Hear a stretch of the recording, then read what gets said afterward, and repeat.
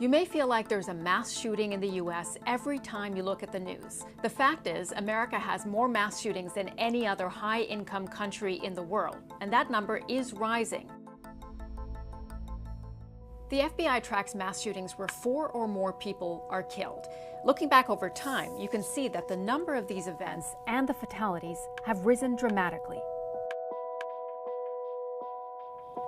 And this decade is on track to follow that trend. So what is happening?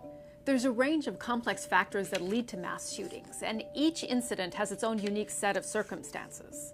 But one undeniable fact is that there are more civilian-owned guns per person here in the U.S. than anywhere else in the world. In fact, when you break down the number of firearms in the U.S., it comes down to more than 1 gun per person.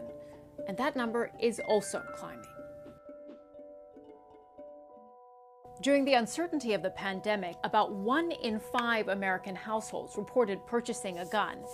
That means that now, almost half of all American adults live in a house with a gun.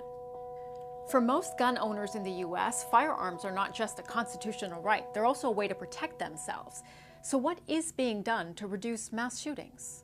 There was a ban on assault rifles in 1994, but it was dropped 10 years later when a Republican-led Congress failed to renew it. In the years since, assault rifles like the AR-15 have been used in some of the country's deadliest mass shootings. From Sandy Hook in 2012 to Parkland in 2018 and Uvalde in 2022.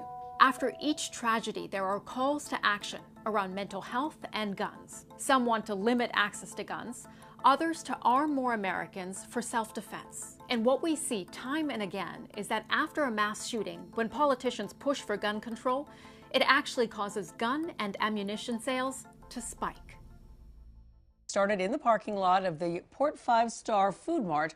This is at Northwest 15th Street on Saturday morning. Then later on that morning, a car is seen driving by and then gunshots are fired. If you have any information on either of these 2 crimes, do call police.